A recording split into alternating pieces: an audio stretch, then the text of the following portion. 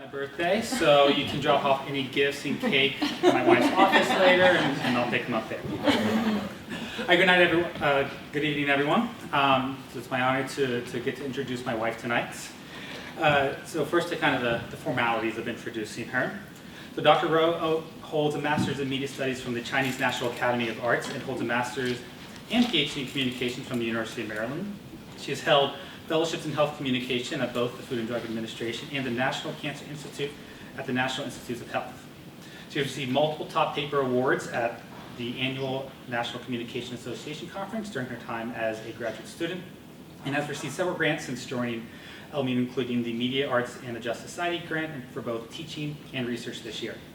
So tonight, Romy will be presenting on the first part of her PhD dissertation work. Her article titled Effects of Intergroup Communication on Intergroup Anxiety and Prejudice through Single Sessions of Peer Counseling in Online Settings was inspired by her own personal journey as an international Chinese student at the University of Maryland.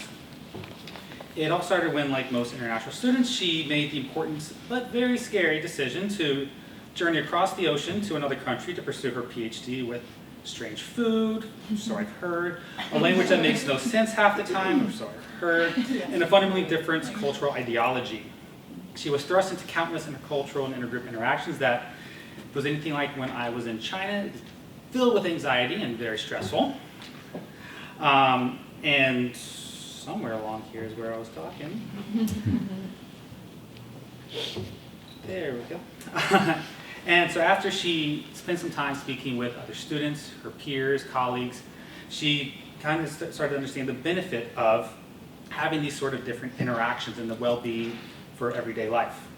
And what I found most interesting about her work is how practical her research is. I found myself frequently referencing aspects of her research that she has discussed with me when I'm speaking with my friends and colleagues, and I could tell I probably should have a minor in communication by now with how much I've done. I'm pretty decent at it. As the ability for people to travel and share media becomes easier and easier, understanding how to interact with people from other cultures in a respectful way will become critical for effective communication in this incredibly growing multicultural world. Whether there's a business meeting, a vacation overseas, an international student in class, or a viral video out of Brazil, the understandings from Romy's research has practical implications. While research is her true passion and what drives her work into the late hours of the night most evenings, she's constantly thinking about how she can pass on her knowledge and inquisitiveness to her students. She spends countless hours developing her courses to not only provide the basic engaging activities, such as working out different scenarios for how to brand a product in another country, or comparing different intercultural interactions between films from Hollywood and foreign films. I'm further impressed by the story she tells me of how she differentiates her support to meet the needs of her students as an individual. She doesn't look for the quick solution. She instead tries to use every moment as an opportunity to truly be empathetic, to understand, communicate with her students to understand what the problem is and how it can be resolved. These are the reasons why she is able to inspire so many undergraduate students to love her class and join her research projects, and why her students are never short of praise for her. Including one of my favorite course evaluation remarks she's gotten is that she's so fashionable. So tonight, she will illuminate how she works to improve college students' mental health. Without further ado, I would like to invite Dr. Rowe to the stage. Yay.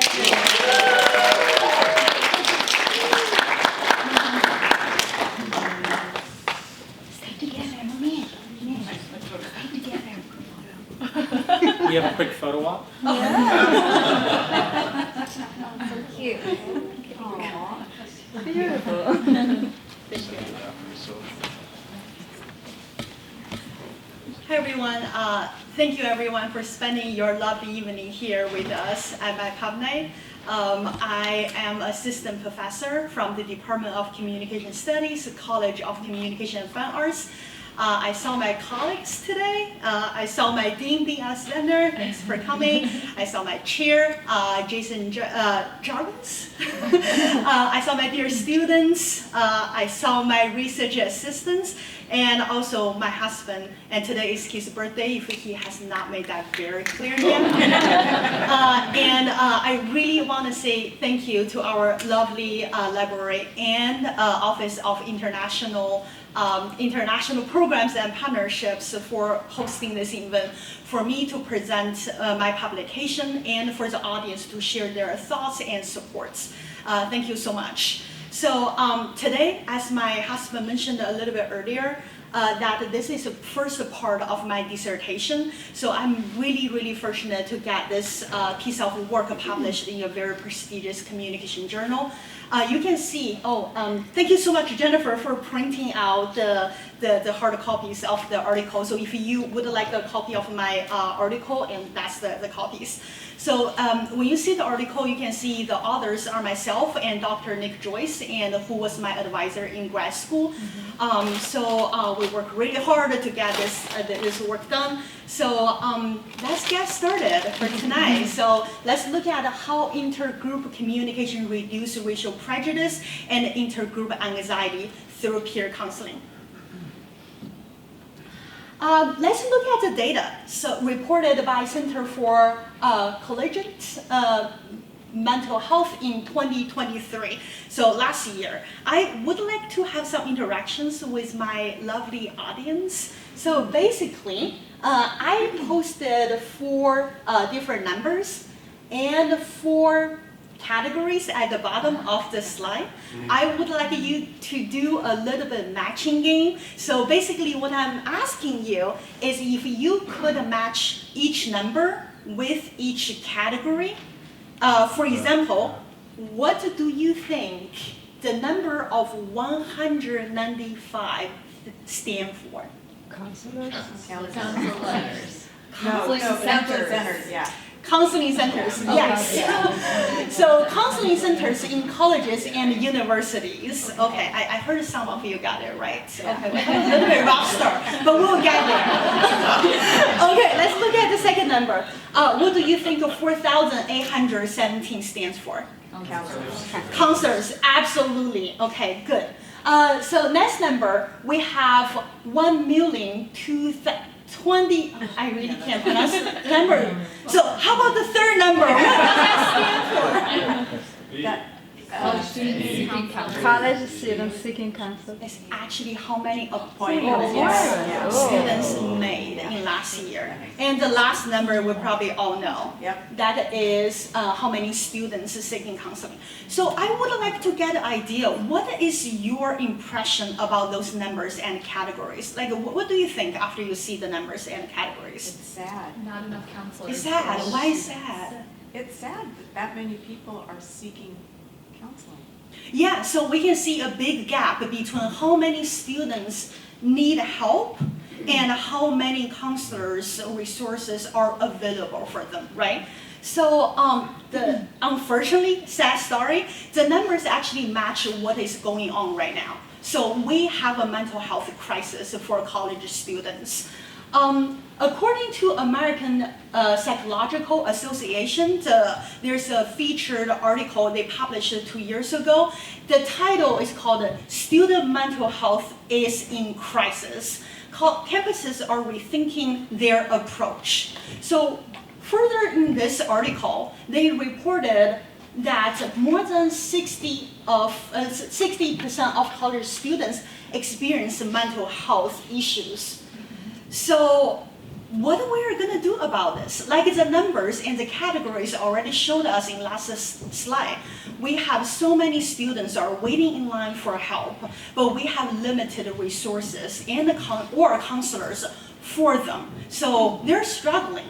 And I had the conversation with the counseling center at the University of Maryland when I was a graduate student. I also had a conversation with students' psychological service at LMU.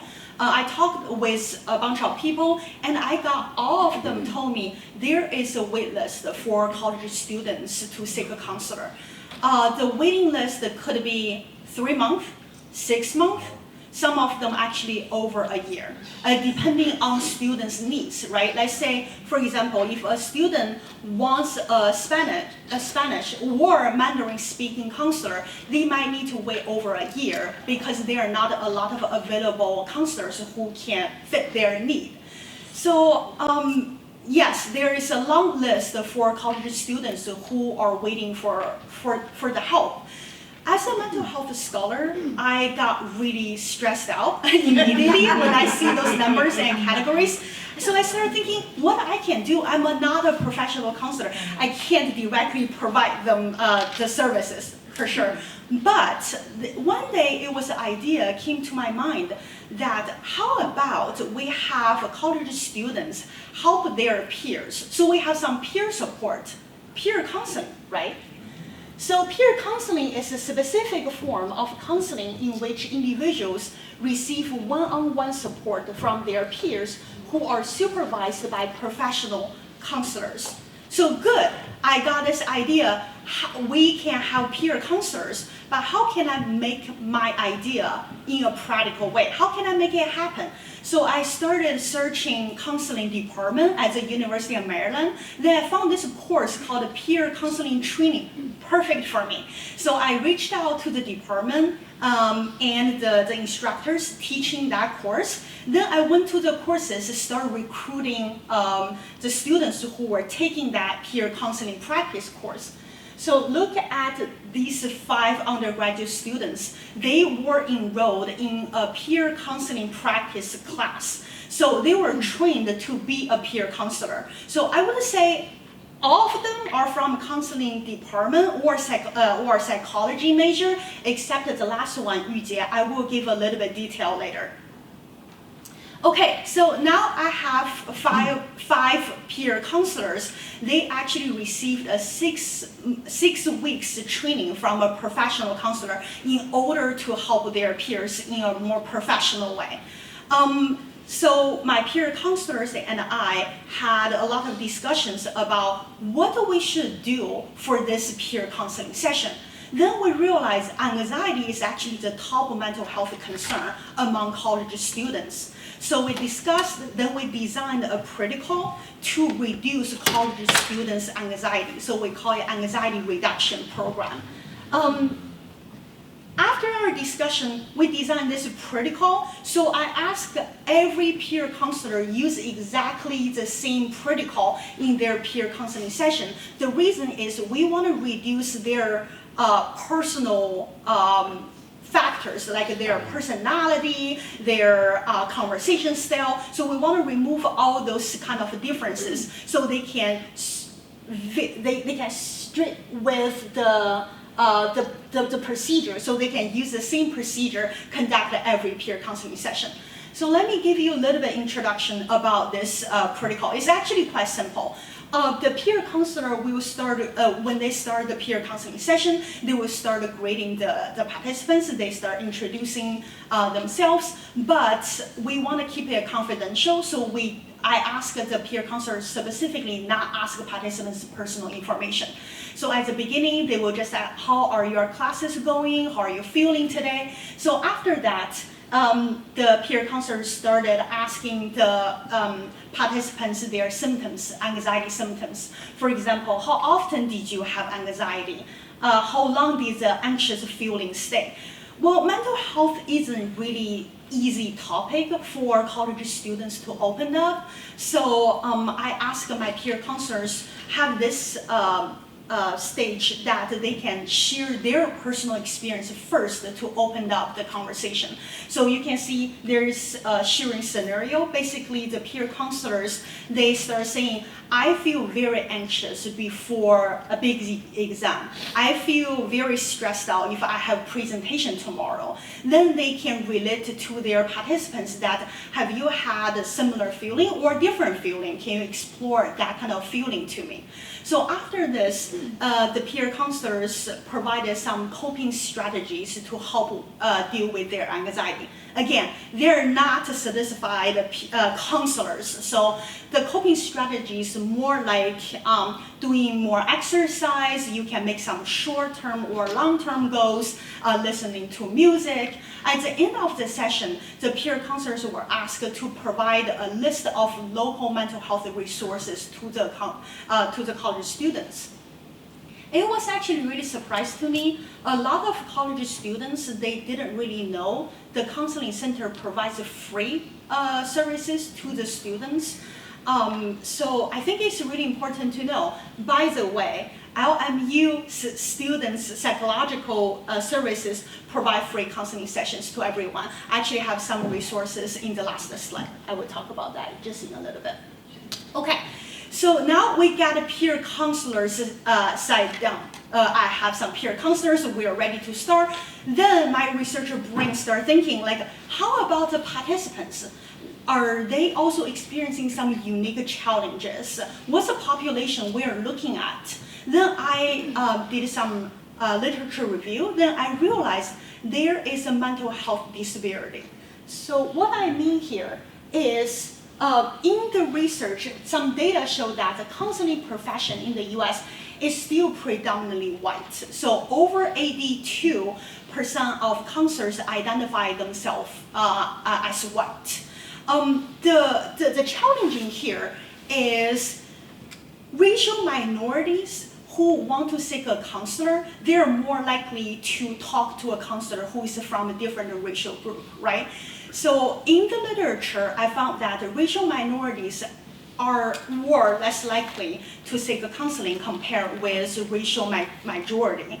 And even if some of racial minorities, they did see a counselor, they received the service, but they reported that they have a low satisfaction towards the service they received.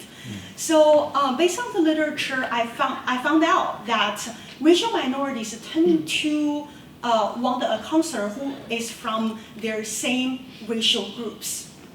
I'm not making anything up. I actually have a theory to back it up. So let's look at the theory. Social identity theory explains that we all belong to different social groups. So that creates multiple social identities we have, right? Your gender, your race, your nationality, your religion, so your age. So there are so many different identities we have. When we have multiple identities, what do we start doing as humans? We start categorizing ourselves and others to different groups, right?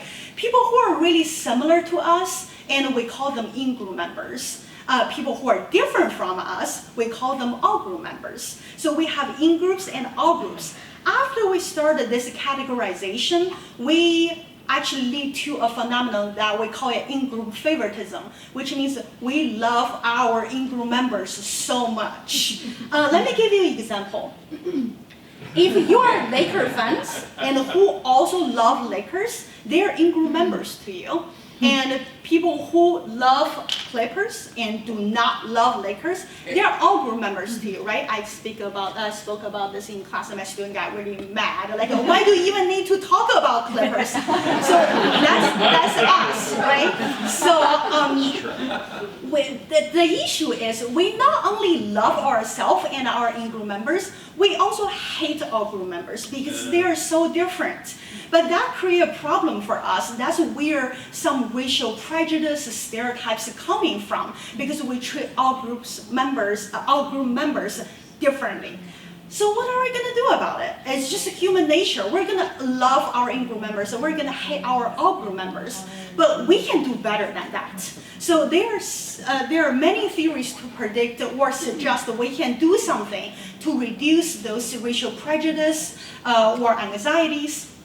One of them I really love, and of course, because I use the theory to this paper, it's called intergroup contact theory. So basically, this theory is explaining that if you contact with a person who is from a different racial group, after a positive interaction with that person, that will reduce your racial prejudice and intergroup anxiety, toward that person and the group the person belongs to. So let me give you an example. Yeah, we love the picture, and my husband think I didn't really present him well, but who cares? So let me give you an example. If you have never met a Chinese person in your life before, and the first time you meet a person from China, and you have a really good interaction with this person, you love this person, then that actually help you reduce your racial prejudice toward Chinese people, and it also help reduce your intergroup anxiety. Let me explain intergroup anxiety a little bit, because we talk about anxiety a lot, but intergroup anxiety is a specific anxiety. So anxiety, we normally talk about is like a stress, right? The stress we have. But intergroup anxiety only happens when you interact with a person from a different social group. So let's say the same example, you have never met a Chinese person in your life, and the first time you're going to meet some person from China, that's very anxious because you have no idea how the culture looks like, what you should do, what is the right thing to do, what is the wrong thing to do. So it's very normal. Everyone would experience some level of intergroup anxiety. So after you meet this person from China and you kind of get some knowledge and experience about how this person behave, how they think, so you are more confident, right? You have more confidence about this interaction with other people from China. So that help reduce your intergroup anxiety. So there are two things that are very important from this theory, intergroup contact theory, is help reduce racial prejudice and reduce intergroup anxiety. Okay, so why matters to this study at all for intergroup contact theory?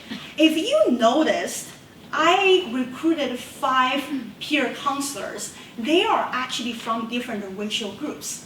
I have 1 African American counselor. I have 1 Asian counselor.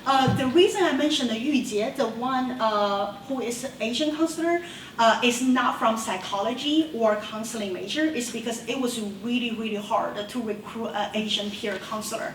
So I was really fortunate. Yu Jie was enrolled in my intergroup communication class, and she showed a strong interest about intergroup communication. So I reached out to her after the semester was over and asked if you want to be my research assistant to help with this research. So she was really excited, you can tell, because she's one of them now. So I have peer counselors from different racial groups.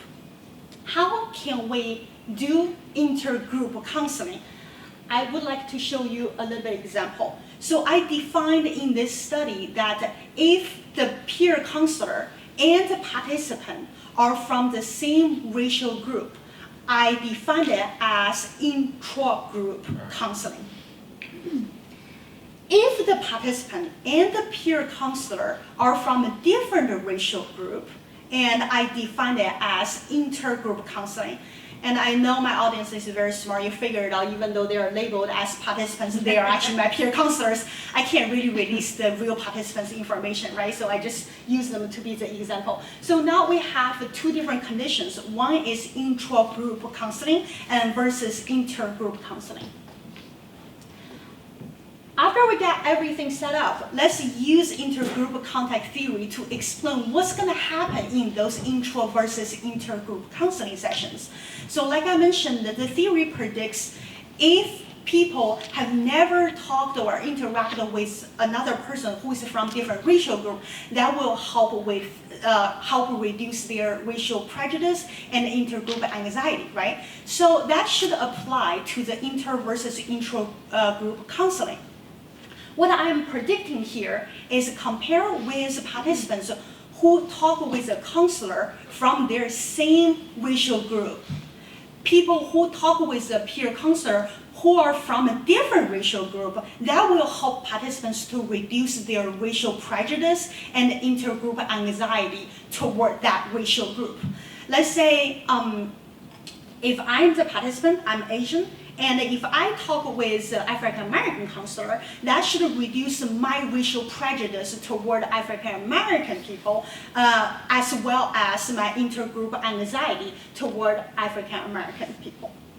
Okay, so I also proposed another components as a communication scholar. I'm really curious that whether different communication channels, communication platforms make a difference for those kind of peer counseling sessions. So originally I proposed the face-to-face counseling versus video conferencing because they are so similar, right? I want to see if we have in person or online, whether that's going to make a difference. And I was super unlucky because I got approved in 2019. And right before I started collecting data and COVID hit, I was talking to the university and the ARB, saying, can I just do it? And absolutely not. So rather than delaying my graduation, I decided, how about we test the different types of online counseling instead? There was not really an option, but I did find it was fascinating because one video conferencing, we can provide all the verbal, nonverbal cues to the participants versus the other type I'm testing here is called online synchronous chat. Basically, you use chat feature on Zoom, just talk with the counselor, but you are not able to see each other. So in this case, the communication is so different, right? Like how many cues you actually got from the interaction is different. So I would like to know whether that's going to make a difference for the results. What I'm going to do is I'm going to show you a little bit clip from video conferencing. I know everyone probably knows what video conferencing means, but I talked so much, so I'm just going to get a little bit break by letting you watch the video. So does it change in your mood or emotion? I think the biggest change would be when I kind of get frustrated that we're still going through this like lockdown, that I still like can't get back to life as normal. I think sometimes that really gets to me and I'm just like overwhelmed by the fact that I'm still stuck in the house and I can't go out with my friends or like go out on campus. Like I missed my whole senior year of being on campus. Okay, so as I mentioned, my smart audience, you probably figured out this is a practice section. Both of them are peer counselors, but actually a lot of conversations from the participants are very similar because, again, they're all undergraduate students. Those are their peers. What they're experiencing probably very similar to what other participants were experiencing. And COVID happened, and a lot of students couldn't get help from face-to-face counseling because all in-person interactions canceled and face-to-face counseling canceled. But the anxiety is skyrocketing, right? Everyone was anxious. So the conversation happened very similar to when I showed you. Students keep talking about how COVID changed their life, how online courses, they need time to adjust. So, but anyway, college students were struggling during that time. Okay, so we talk about all the background information, the literature. Now I would like to show you a little bit about the study design and procedure, how we actually did this. So we recruited 292 undergraduate students, and the average age was 19. They were 175 females, 117 males, and they were randomly assigned to two different conditions, right? So one was intra-group contact and the other is intergroup contact. So it's a little bit half-half, but one is a little bit more than the other. And we also tested online synchronous chat versus video conferencing. So I mentioned a little bit about how we did the counseling session. They had a conversation with a counselor. After that, we measured their levels of racial prejudice and their levels of intergroup anxiety. We also measure the counselor's competence and warmth because it's really hard to control how warm the participants feel from each peer counselor. I will explain this a little bit more. And on the right of the slide was the demographic information for this study. Okay, so the procedure. At the beginning, when the participants logged in their Zoom, they were asked by the peer counselor to fill a pass the survey. So in this survey, they were asked to provide their demographic information, their anxiety level, because it's really important to see after the counseling session whether their anxiety level changed or not. So we better get a baseline of their anxiety level. That's why we ask in the pre-survey. Then we ask their counseling experience, whether they have had counseling sessions before. Then the experiment. So the experiment really just the counseling session. The peer counselors spend half hour talking with the participants. So again, they were randomly assigned to either video versus chat or inter versus intra group contact. So 5 peer counselors, again, 1 African American counselor, 1 Asian counselor, and 3 white counselors. We actually conducted over almost 300 sessions, and each session was 1 hour. So the whole study actually took a whole year to do. After the session, the peer counselors asked the participants to complete a post survey. So in this survey, they were asked to report their anxiety level again. Again, it's just trying to see the differences, whether they feel much better after the counseling session or they feel more anxious, not the second one. They also reported their racial prejudice level, intergroup anxiety level, and they were asked to rate their counselors' warmth and competence. Okay, so the results. The results are really positive, very encouraging. So participants in intergroup contact reported less intergroup anxiety than those in the intragroup contact. I know I put some statistic numbers here. I will try my best not to torture you, just by explaining the results a little bit. So what does that mean is participants who talked with a peer counselor who are from a different racial group, they actually reported less intergroup anxiety toward that racial group. And compare with participants who only talked with a counselor who is from their same racial group.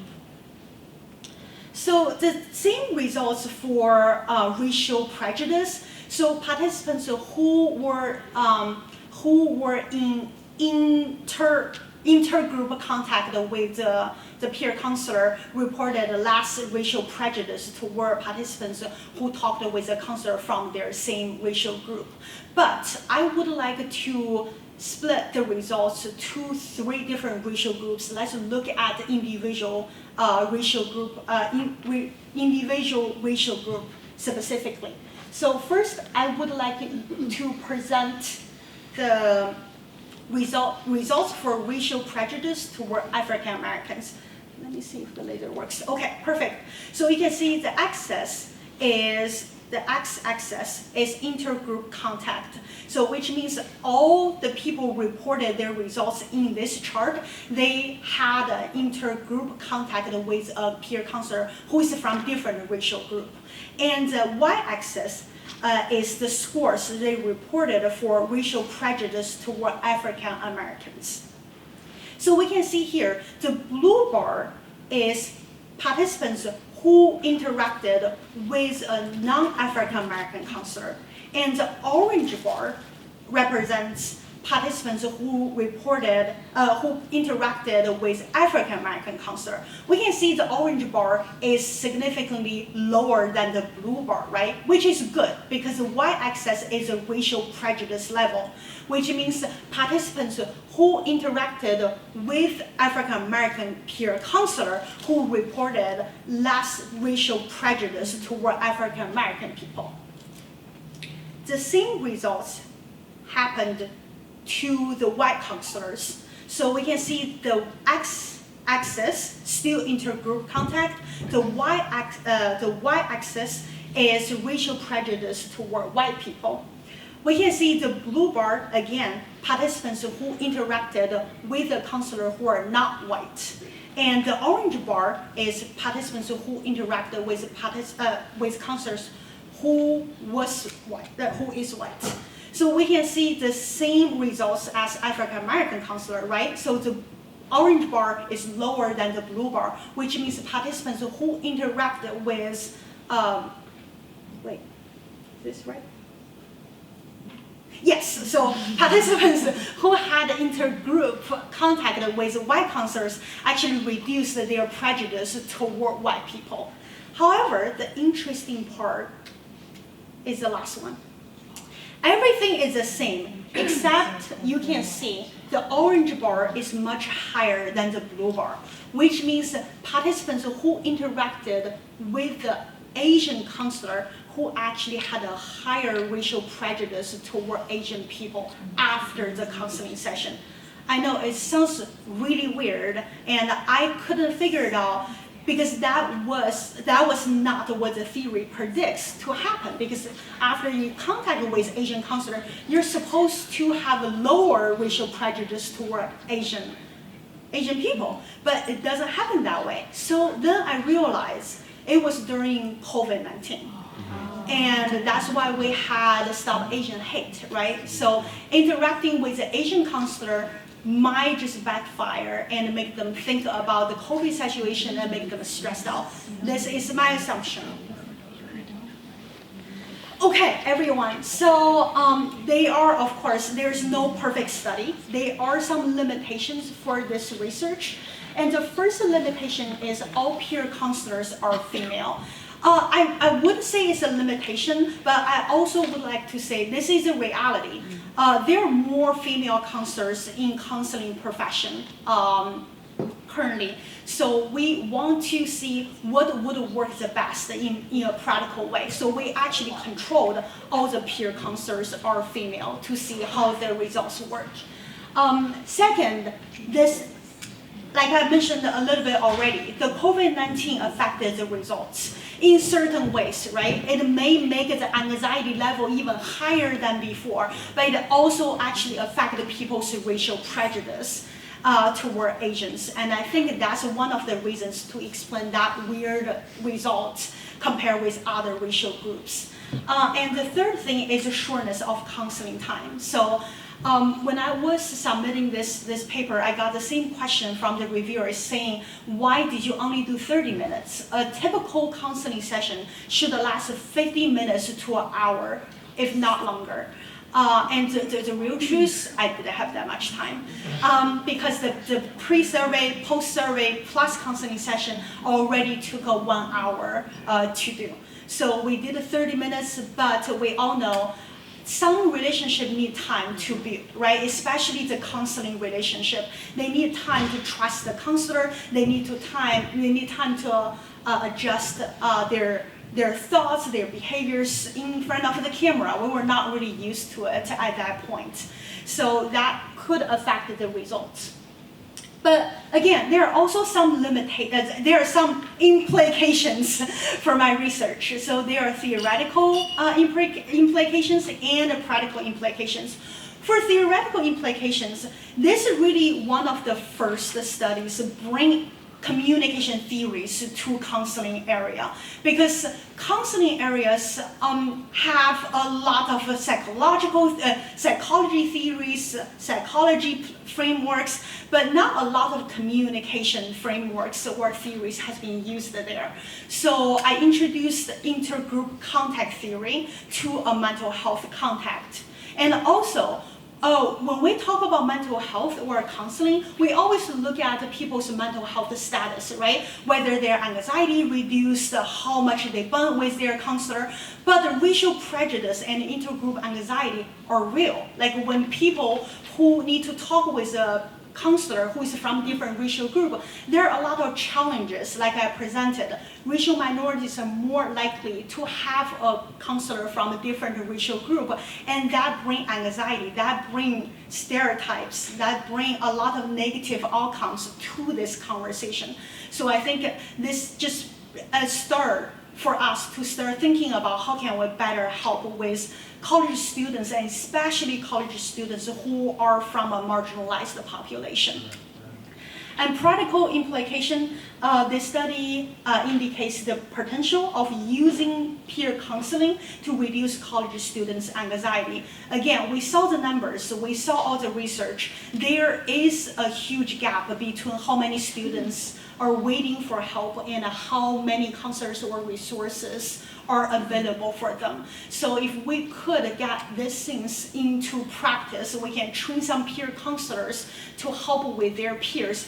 And additionally, peer counselors are really helpful to the situation is because there is a power dynamics or power inequality between counselors and their clients, right?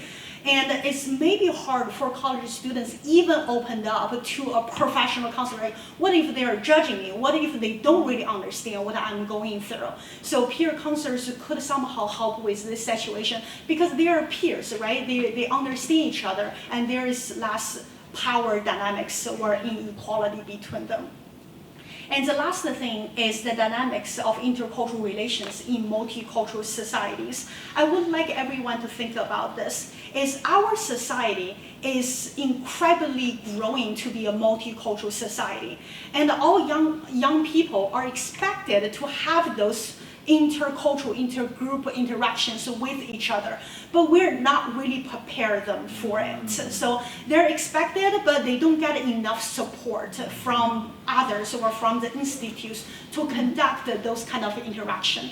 So I think this study just a start point for us to start thinking about how can we better prepare the next generation, the young people, how can they go out of the campus, even on campus, right? So how can they become a better intergroup interactor? How can they reduce their anxiety to better perform intergroup communication in the future? There are some references about the article. Like I mentioned, I have a list of resources. I would like to emphasize this one more time. We do have LMU student psychological services on campus. Again, they are free for LMU students. So if you do need help, you want someone to talk to you, and when you feel very anxious before finals, and it's really, really normal. So talk to someone on campus. And I posted their website, phone number, office. And I would also like to introduce everyone to, especially for our faculty members, this called LMU Wellness Educator Program. I talked with our SPS service that they have a group of students. They are volunteers and they are trained to be peer counselors. But what they do is you can invite them to give a presentation to your class to talk about some coping strategies about how to reduce stress, reduce anxiety for the students. So again, they are undergraduate students, but they receive professional training to conduct those kind of presentation or activity to help with their peers. So if you do need that, please reach out to them to request a presentation. It's quite simple, just on their website. Just fill out the information. And I'm thinking about doing one for my class for next semester for sure. That's everything today. Thank you so much for listening.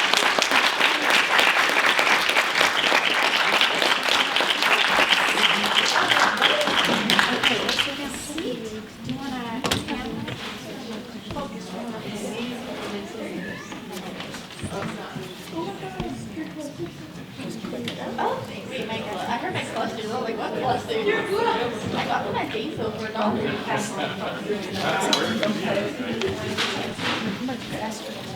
Where you guys headed?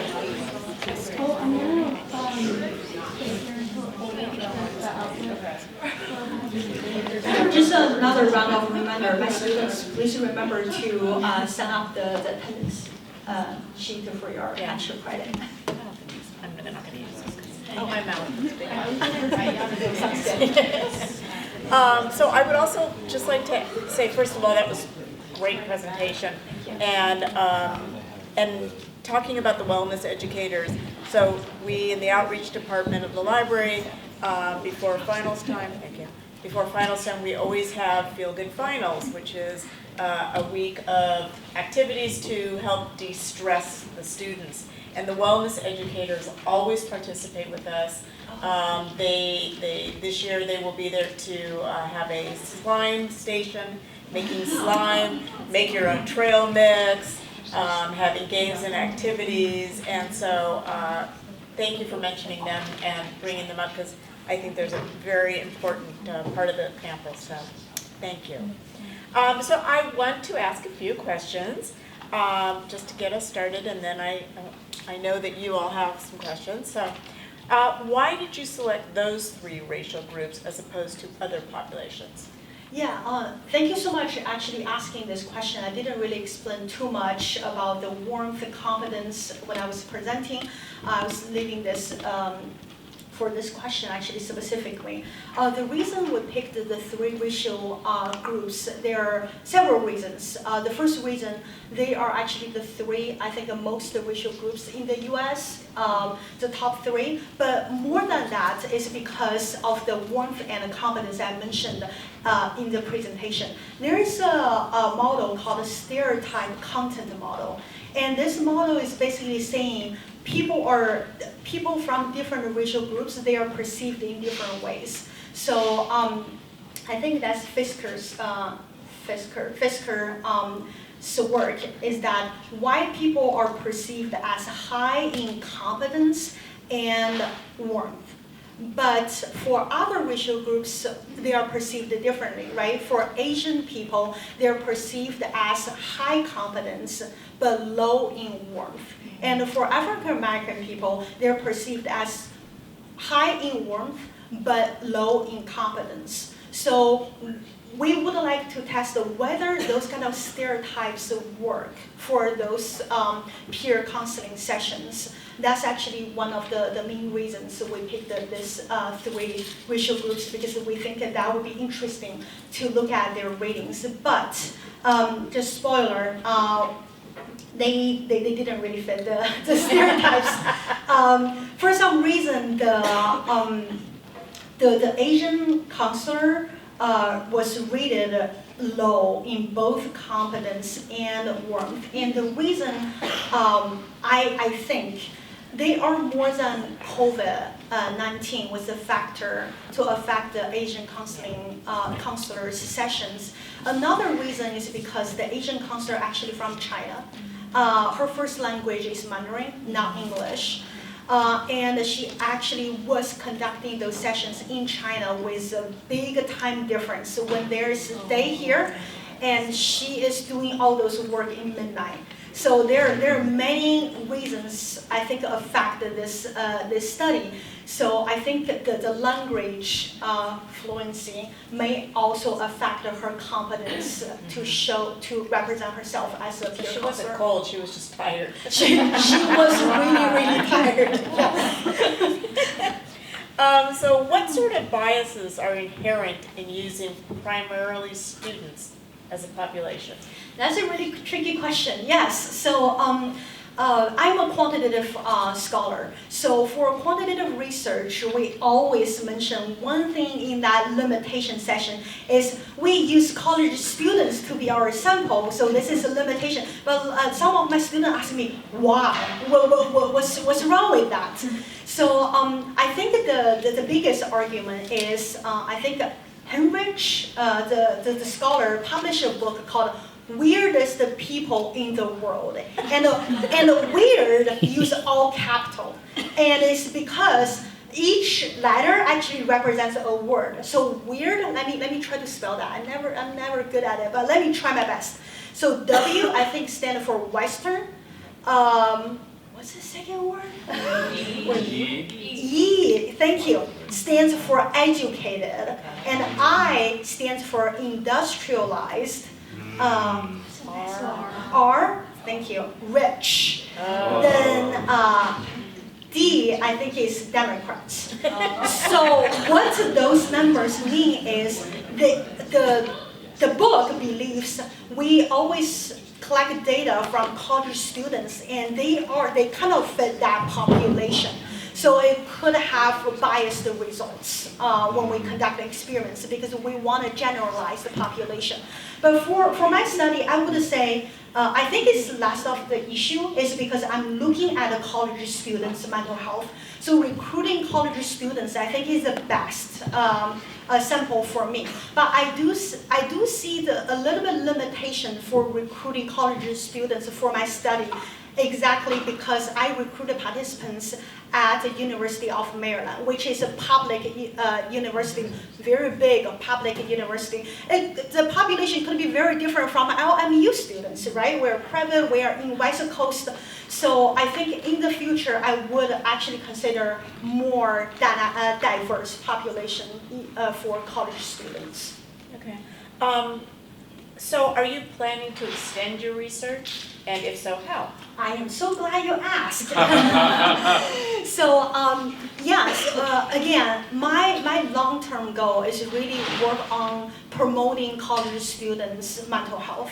And by doing this experiment, gave me some hope that peer counseling or peer support would be a really good way to help with college students.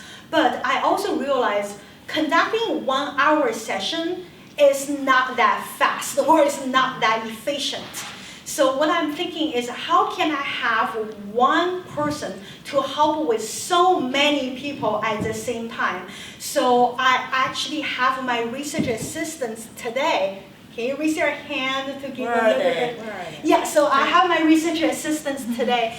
They are working with me to create some college students' mental health podcast. We just finished recording 2 months ago, I would say. So we finished a session called Anxiety Reduction. So we basically provide some tips, very similar information I did for the peer counseling sessions. But in this way, a podcast episode could be heard by a lot of audience rather than just one participant for that. So that's a continuous project. It's also funded by the Media Art and Justice Society grant to support for this research. Cool. Look forward to it. So this is a question that came to my head as I was rereading your article today. What about gender? What about if a male and a female intergroup? That's a really good question. So gender actually plays a very important role in counseling.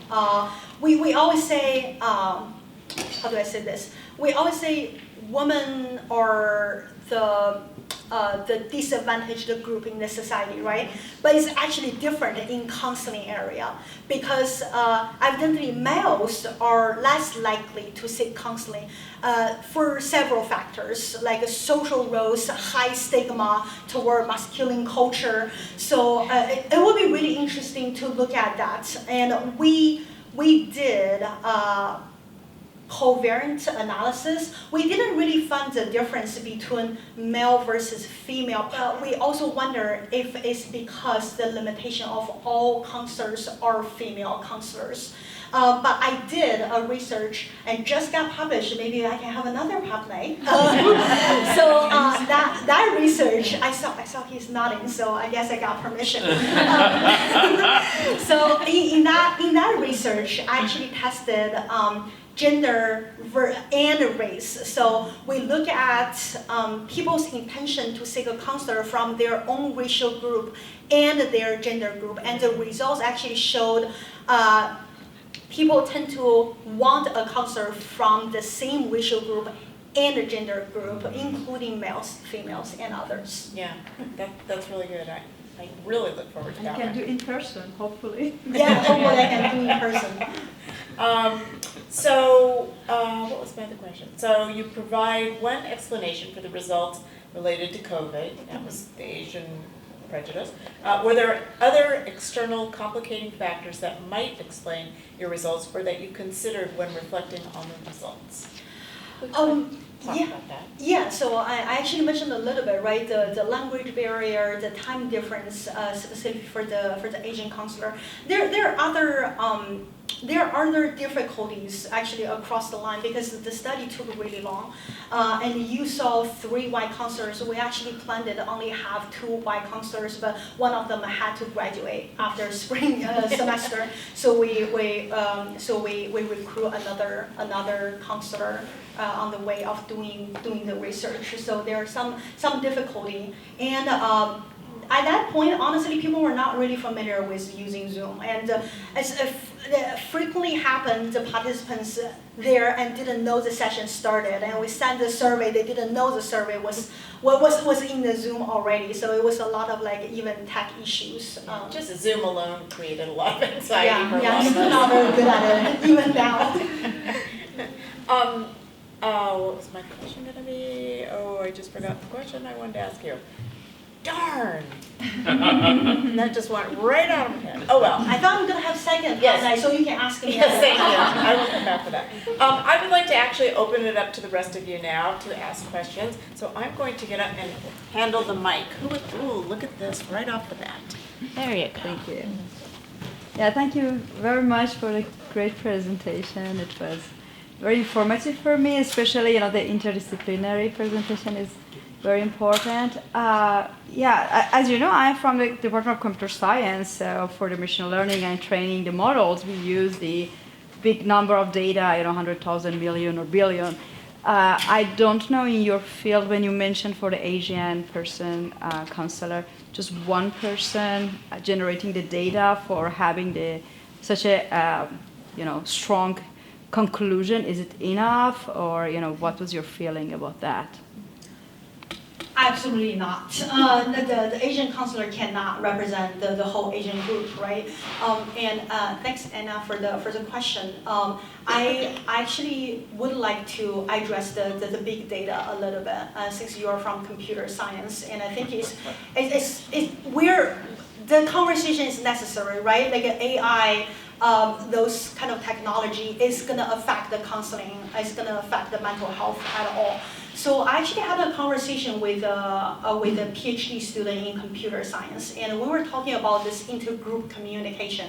And I think he was designing an AI chat box for doctors to diagnose opioid abuse. So we were talking about like how intergroup communication affects this kind of design. So he told me a big issue right now is they need to rely on those doctors' notes, their diagnosed notes, to design those language in order to diagnose the patients.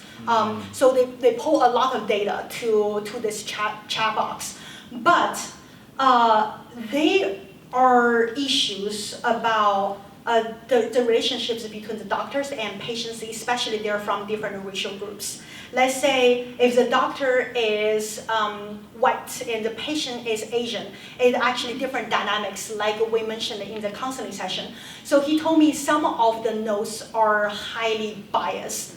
So if you put those kind of scripts or notes to the computer, and the computer would treat those as the normal conversation to have with the patients. So it end up being a biased chat box or diagnosed. So he was asking me, like, it would be really interesting to look at those kind of racial dynamics, racial prejudice when we use big data to do that. But to answer your question, I do not think the Asian counselor, just single case, can represent that at all. And even with big data, and I still think that those racial prejudice need to be addressed at the beginning rather than later after we have those AI or big data happens already to help us. Thank you. Yes. Just go down the line. Okay. Thank you, Romy. Like, this is fascinating. I love it. So, but I'm more like a humanities and critical studies scholar, and I think a lot of us would be really curious about like why. What are the speculative factors or like reasons other than COVID? We know that there may be external change, but is there anything that you observe internally in the experiment? Like, for example, cultural differences, personal factors other than warmth and competence, for that particular Asian counselor, because especially we know from you that she is not trained in psychology or counseling. So maybe related to that is that, are you going to do a follow-up research based on this particular wonderful, absolutely amazing research on figuring out what are the speculative factors around it, because I think this is good first step. Yeah. Thank you so much for asking that question, Yeah. Ali. Yes, absolutely. So beyond the competence and warmth, we actually tested other confounding variables or factors from the counselor's personal traits. So we also tested attractiveness. We also tested trustworthiness. The reason we took them down is because the reviewers asked me to. The reviewer told me you should take it all down. Like, no, I'm gonna keep warmth and confidence to be my bottom line. You're not negotiating with me. So that's why you can see those two here. But the other two, we actually removed them. And to answer your question, not only the Asian counselor, but all the peer counselors are different regarding the four characters. The four characteristics. So some are more attractive than others, some are more trustworthy than others. Ideally, when we do experiments, we want to find people who are actually similar, similar level of attractiveness, similar level of warmth, so we can pick 5 out of 500. But we didn't really have that much pool to do that. Like I mentioned, I want to mention Yujie's case was, I really couldn't find an Asian counselor for some reason. It's just absolutely impossible, but I need to do this experiment. So, and Natalie, you were absolutely right, because Yujie is communication major, and the rest of them are counseling major or psychology major, and received this peer counseling course, right, practice course, but Yujie did not. What we did was, I actually asked not only Yujie was trained by the professional counselor, she also received more sessions from other peer counselors to help with that. And another factor, there are still differences. That's why I mentioned at the beginning of the presentation is we use a standard protocol. So no matter how experienced you are, no matter you take the course or not, you're gonna ask exactly the same question, just like a robot. Yeah. We're gonna ask, how are your courses going? How anxiety have affected you? I'm gonna share the same experience that I feel anxious before a final exam. So they kind of ask the same question in order to control the individual differences. But the individual differences is still there. Yeah. And Yujie told me sometimes the participants say some English words and she couldn't understand. So she was lost there. She asked a clarification question. So I think that those could affect the results as well. Ideally, I would love an Asian counselor who actually similar to other peer counselors, but it's just not possible at that point, unfortunately. Thank you. Kira? Thanks, Romy. This is so Thank great. you, Kira. Thank you for the research that you do and everything you bring to our department and the students.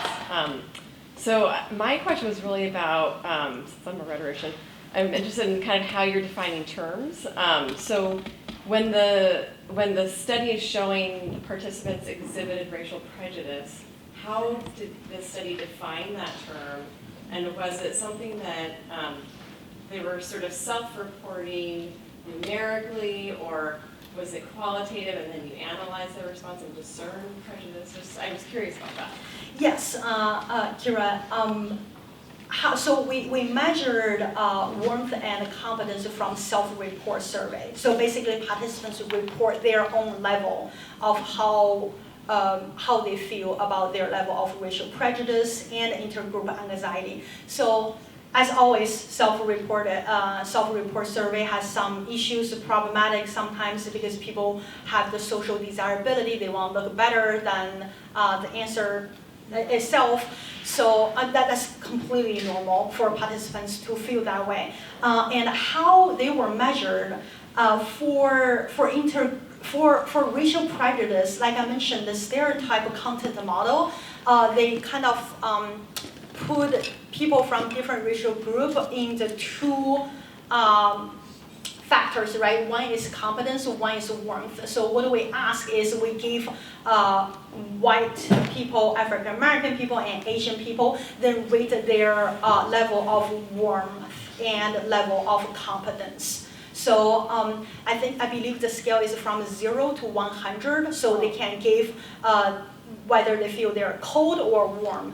Cold is 0, warm is 100, and incompetent is 0, and competent is 100. Then after we get the score, we kind of reverse code it, because the higher it is means the lower racial prejudice is, right? So you rate this person 100, which means this person is very warm and competent, which is not racial prejudice. So if they actually rate 100, we give them 0. So that's their score for racial prejudice. Did I answer all the questions? Thank you. Next down the line. Thank you, Romy. This is such a pleasure to hear about your research. I think my question is really about the effects, the ongoing effects of these kinds of interactions. It's so fascinating to see the impact of an interaction documented that reduces racial prejudice. Of course, this is one interaction. There's likely some kind of recency effect when they take a survey that they've just had that interaction. And I'm curious to know how you think these interactions would be impactful in a longer sense. Like what has to happen? Is there a sort of threshold for an amount of intergroup interaction that would leave more of a lasting impact? Or do you think these interactions are having a lasting impact on intergroup perceptions? What a wonderful question.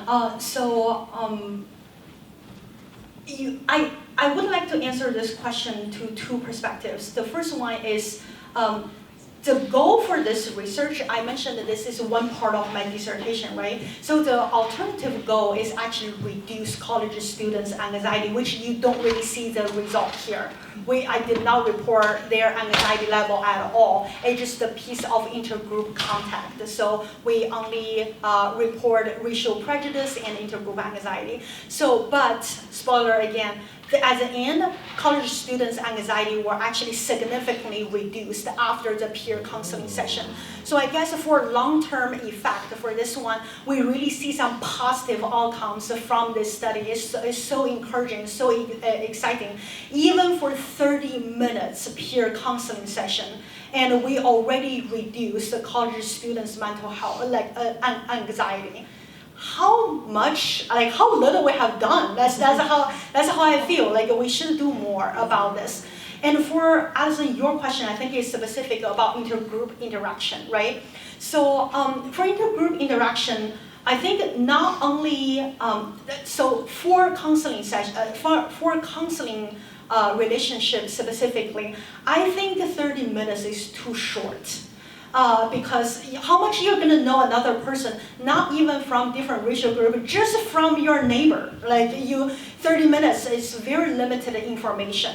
So I think the longer for intergroup contact theory is a well-done theory. It has been tested for roommates, has been tested for romantic relationship, and it has been working. After you have an interracial relationship or friendship with others, and their racial prejudice toward that racial group reduced, and the longer it gets, the better it gets, because you're not really looking at this person as individuals. You kind of think about the whole group around them.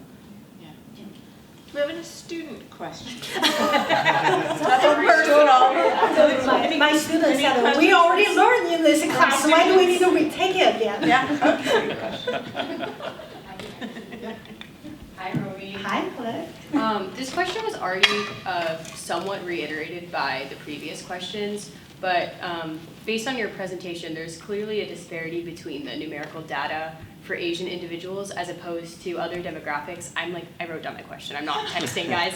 As you established, and you suggested that COVID most likely negatively influenced this data towards Asian peer counselors or Asian individuals receiving the counseling. Obviously, we can agree that we can conclude that makes sense, but I was wondering if another potential reason for the disparity between demographics was partially towards Asian individuals might be due to the fact that you mentioned it was more difficult recruiting the Asian peer counselors. And you did discuss a little bit about that, but I was just curious about your thoughts. Yeah, that's a really good question. So the crucial truth is, even in counseling right now, counseling service right now, Asian counselors are still fewer than other racial groups. So we have, let's say, if you don't have a specific need for counselor's racial identity, you can get a counselor much faster, right? But if you want a counselor who is Asian, who can understand your culture, and who can speak the Asian language, you're gonna wait over a year, and that's the baseline. Like there's no way shorter than a year. So it's harder. We have fewer counselors from Asian group, and there are other factors about it because, like I mentioned, the language, right? There are studies showing that the people who speak English with an accent just being thought about less competent than others. So it's not just counseling. It's a lot of things, right? And the experience, the knowledge. Like my first year teaching as an international student at University of Maryland, I freaked out. Like I couldn't what if my student asks me a question and I don't understand? So there are a lot of mental stress, not only just the language ability, right? You don't understand the culture, you don't understand the reference. Like when they talk about TV show, I've never watched it, like Sesame Street. Like here you go. So I learned those after I came here. So I think those kind of things could also bring my Asian counselor a lot of stress. Like I'm even worried what you're gonna say to me, what questions you're gonna ask to me.